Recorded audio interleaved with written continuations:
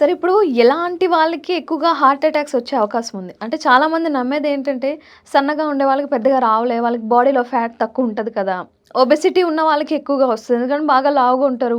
Body అంతా fat ఉంటది అనుకుంటారు. ఇది నిజమా? లేకపోతే మిత్తా? యాక్చువల్‌గా ఒబెసిటీ ఉన్న వాళ్ళకే హార్ట్ అటాక్స్ వస్తాయి. సన్నగా ఉన్న వాళ్ళకి హార్ట్ అటాక్ రాదనేది ఏమీ లేదు. ఎందుకంటే ఇందాక నేను చెప్పాను మీకు ఇంతకుముందే. రిస్క్ ఫ్యాక్టర్స్ ఏవైతే ఉన్నాయో obesity one of the risk factor. కానీ దానికన్నా డేంజరస్ రిస్క్ ఫ్యాక్టర్స్ ఉన్నాయి. Sugar, BP, cholesterol, smoking, drinking అవును. ఇవన్నీ ఉన్నాయి. గుట్కాలు ఇవన్నీ కూడా ఉన్నాయి. కాబట్టి ఒబెసిటీ ఉన్న వాళ్ళకి హార్ట్ అటాకు ఎక్కువ వస్తదనేది ఏమీ లేదు. హ్మ్. వాళ్ళు గనుక ఒబెస్‌గా ఉన్నటువంటి ఒక ఇండివిడ్యువల్ మేల్ ఆర్ ఫిమేల్ వాళ్ళకి రిస్క్ ఫ్యాక్టర్స్ మిగతా ఇవన్నీ లేవనుకోండి. షుగర్ లేదు, బీపీ లేదు, వాళ్ళు ఆల్కహాల్ తీసుకోరు, స్మోకింగ్ చేయరు. బక్కపలచగా ఉన్నటువంటి వాళ్ళు ఇవన్నీ ఉన్నాయనుకోండి. వీళ్ళకే ఎక్కువ వస్తాయి వాళ్ళకన్నా. ఓకే. అంటే బాడీ ఫ్యాట్‌తో దీనికి సంబంధం లేదు. పెద్దగా హార్ట్ లేదు. అటాక్‌కి సంబంధం పెద్దగా లేదు. లేదు. ఓకే. అంటే ఈ ఫుడ్ హ్యాబిట్స్ వల్ల ఏమైనా ప్రాబ్లమ్ ఉంటదా? ఫుడ్ హ్యాబిట్స్ అంటే డెఫినెట్‌లీ మనం వాడే ఆయిల్స్ ప్రధానంగా. ఏ ఆయిల్ బెటర్ అని చెప్పేసి అడుగుతా ఉంటారు. అవును. మేము సన్‌ఫ్లవర్ ఆయిల్ వాడుతున్నామండి హ్మ్. అని మాట్లాడుతుంటారు.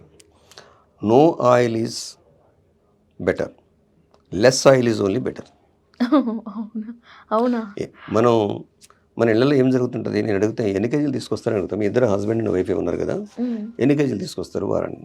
నెలకి ఎంత వాడతారు? 4, 5 కేజీలు వాడతామండి అంటారు. హ్మ్.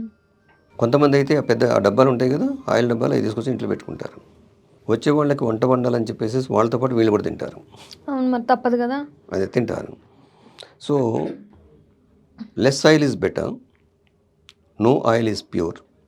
హ్మ్. ఇప్పుడు ఇంకా ఈ దేశంలో జరుగుతున్నటువంటి ఫుడ్ సేఫ్టీ ఈ మధ్యన మీరు హోటల్స్ పోతారు. ఈ జంక్ ఫుడ్స్‌కి అవును. పెద్ద పెద్ద స్టార్ హోటల్స్ పోతారు కదా! అవును. నా దగ్గరకు ఒక పేషెంట్ వచ్చింది. అక్కడ ఒక హోటల్ ఆవిడ ఏది ఆర్డర్స్ తీసుకుంటారు చూడండి. ఆమె వచ్చింది. ఛాతీ నొప్పి వస్తుందని వచ్చింది. అంతా ట్రీట్మెంట్ అయిన తర్వాత నేను అడుగుతాను. మీ హోటల్‌లో ఈ చికెను, మటను ఎన్ని రోజులు ఫ్రిడ్జ్‌లో పెడతారు అని. హ్మ్. ఒక 3 వారాలు పెడతాం సార్ అన్నది. 3 వారాలు. 3 వారాలు. ఓహ్! 3 వారాలు పెట్టిన తర్వాత మరి అది చికెన్ పీసులకి అదేదో రంగు ఏదో వస్తది కదా! అవును. ఎర్రగా ఉంటది కదా! Food colour. అది ఒక ఫుడ్ కలరింగ్ ఏదో చేస్తారు. మొత్తం అదంతా కుళ్ళిపోయినవి. వాసన రాకుండా చూస్తారు. అవును. నేనన్నాను మరి మేము మీ హోటల్‌కి వస్తే ఎట్లా అని. బుద్ధున్నోడెవడు మా హోటల్‌కి రావద్దు సార్ అంది. ఆమె చెప్పిందా? ఆమె చెప్పింది. ఆవిడ ఓనర్ కాదు. ఆ! అక్కడ పనిచేసే ఆమె. పని చేసేవాళ్ళు. సో, ఫుడ్ విషయానికి వచ్చేసేవరకి మనకి మనకెంత అవసరం అనేది అక్కడ లిమిట్ ఉండదు. Say I am 72. హ్మ్. ఇప్పటికీ నేను చాలా యాక్టివ్‌గానే తిరుగుతూ ఉంటాను. హ్మ్. అయితే ఈ ఫుడ్ దగ్గర లిమిటేషన్ లేదు. ఇండియన్ ఫుడ్ హ్యాబిట్స్‌లో. అవును. అస్సలుండదు. అస్సలు లిమిటేషన్ ఉండదు. అన్‌కంట్రోలబుల్. అన్‌కంట్రోల్డ్. సో, ఇదొకటి. ఆయిలు. తర్వాత కూరలు చూస్తే ఆ కూరలలో పైకి నూనె తేలుతా ఉంటది. అవును. అది చాలా స్టేటస్ మళ్ళా. అవును. ఆయిల్ ఎక్కువేస్తేనే టేస్ట్ వస్తది. ఆయిల్ తక్కువేస్తే పిసినారోళ్ళు అంటారండి. అంటారు అది అందుకే స్టేటస్. ఆ!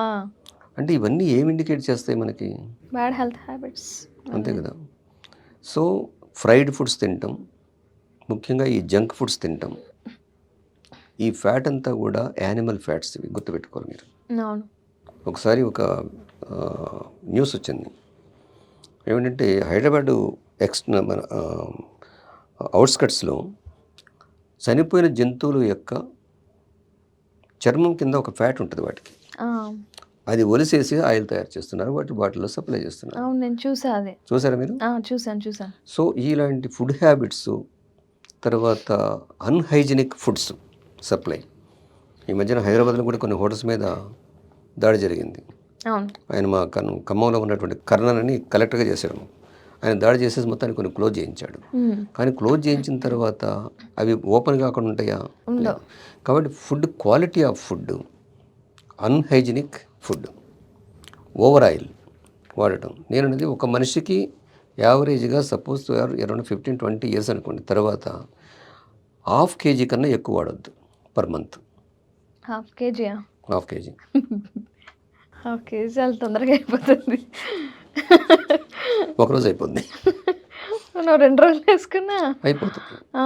మరి per head 1/2 kg per month వాడాలి. ఇక మన సాల్ట్ ఇంటేక్ హ్మ్. మనకు కావాల్సింది 3 to 5 grams పర్ డే. అంటే ఎంతొస్తదండి 3-5 అంటే? ఒకసారి ఇంత మనం పట్టుకుంటే అంత వస్తుంది, ఇంత. ఇంత వస్తుంది, ఇంత వస్తుంది. ఇంత కానీ మనం తినేది ఎంత? ఇంత అంటే పెరుగులోకే సరిపోదది. నేను చెప్తున్నా కదా, మనం తినేది ఎంత? హ్మ్. 18 grams తింటాం పర్ డే. హ్మ్. ఏది? ఈ సాల్ట్. సాల్ట్. సో ఈ 18 grams అనేది మేము తగ్గించమంటే హ్మ్. యూ కమ్ టు నార్మల్ అని చెప్తున్నాం, తగ్గించడం కాదు అది. You come to normal requirement. So మన సాల్ట్ ఇంటేక్ హై, మన ఆయిల్ ఇంటేక్ హై. తర్వాత ఈ రెస్టారెంట్స్లో ముఖ్యంగా నాకు అనిపిస్తుంది హైదరాబాద్కి వచ్చేస్తే ఎవరైనా చిన్న బడ్డీ కొట్టు పెట్టుకొని అక్కడ వాడు ఆ రోజు అక్కడ అన్నం పెడితే అది తింటే బెటర్ అనిపిస్తుంది. ఎందుకంటే వాళ్ళకి ఎక్కువ స్టోర్ చేసుకోవడానికి అవకాశాలు ఉండవు. అవునవును. కాబట్టి అక్కడ తినాలి. ఇప్పుడు ఈ స్టార్ హోటల్స్కి వచ్చామనుకోండి, అంటే పేర్లు అవసరం లేదు.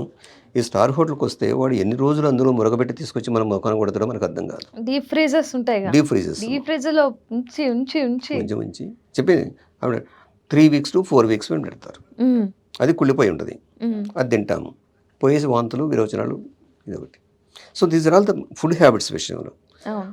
కాబట్టి ఇది కూడా మనం కంట్రోల్ చేయాలి. ఆయిల్ మాత్రం 1/2 kg కన్నా no oil is better. Better, less oil is better. Hmm. అది. తర్వాత ఇప్పుడు మనం ఇవి అడల్ట్రేషన్ ఎక్కువ జరుగుతుంది. పసుపు ఉందనుకోండి, పసుపు పౌడర్ ఇస్తారు కదా, పసుపు మనం కొనుక్కొచ్చేసి పసుపు కొమ్ములు కొనుక్కొని వాటిని క్లీన్ చేసుకొని మనం గ్రైండ్ చేసుకొని తీసుకొచ్చుకోవడం మంచిది. హ్మ్. మిర్చిది కూడా, మిర్చి పౌడర్ కూడా ఏదో అడ్వర్టైజ్మెంట్స్ వస్తాయి. ఆ అవును. పేర్లు చెప్పకూడదండి గానీ. పేరు చెప్పను కానీ అడ్వర్టైజ్మెంట్ వస్తాయి. అవును. ఇక ఇవన్నీ కూడా అడల్ట్రేట్, దాంట్లో అనేక రకాలైన విషయాలు కలుపుతున్నారు. హ్మ్. అది ఎందుకు కలుపుతున్నారంటే స్టోరేజ్ కొరకు. స్టోరేజ్ కెమికల్స్ ఉంటాయి, వాటిని కలుపుతున్నారు. ఇవి మారాలి. ఇండియన్ మైండ్ సెట్లో ఈ ఫుడ్ హ్యాబిట్స్ మారాలి. హ్మ్. తర్వాత వాకింగ్, రెగ్యులర్గా వాక్ చేయాలి. కనీసం రోజుకి 1.5 hour అయినా కూడా వాక్ చేయాలా? వాక్ చేయాలి. మీరు ఇలా చెప్పారు వాక్ చేయాలని. ఇప్పుడు మన ఊర్లోకెళ్ళిపోదాం. ఊర్లోకెళ్ళిపోతే అమ్మాలు, అమ్మమ్మలు, పెళ్ళైన వాళ్ళు వాళ్ళు ఉంటారు కదా! వాళ్ళేమంటారంటే, మేము రోజంతా పని చేస్తాం. పొద్దున్న లేసిన అప్పటి నుంచి రాత్రి పడుకునే వరకు పని చేస్తూనే ఉంటాం. బాడీ మూవ్ చేస్తూనే ఉంటాం. మనం ఇంకా సెపరేట్‌గా వాకింగ్‌కెళ్ళాల్సిన పనే ఉంది అని అంటారు వాళ్ళు. కొంత ఫ్యాక్ట్ ఉంది అందులో, హ్మ్. కొంత వాస్తవం ఉన్నది. కానీ ఆ పని చేసేది ఏ మెంటల్ స్టేటస్లో పనిచేస్తున్నారు? మొగుడు ఎప్పుడు వస్తాడా, వాడు తొందరగా వండి పెడదాలి, ఇదొక ప్రెషర్. పిల్లలు స్కూల్ నుంచి వస్తారేమో, వాళ్ళకి ఏదైనా చేసి పెడదాము, ఇంకా రాకపోతే దానికి ఒక టెన్షను. సో అన్నిట్లో కూడా వాళ్ళు చేసే వర్క్లో నడవటం ఏంటంటే ప్రశాంతంగా వాతావరణంలో నడవాలి. మైండ్ ఫ్రీగా ఉంటుంది. ప్రశాంతమైన వాతావరణంలో నడిస్తే దానివల్ల వచ్చే బెనిఫిట్స్ కొంచెం ఎక్కువ ఉంటాయి. హుహు. అది. ఓకే. ఇది రోజంతా పని చేస్తాము, మళ్ళా నడవటం ఎందుకు అనేది కొంతమంది చెప్తుంటారు. అవును. బట్ చాలా మంది అలానే అంటారు. That is not true. హ్మ్. కాకపోతే గ్రామాలలో నడవటం కొంచెం కష్టం.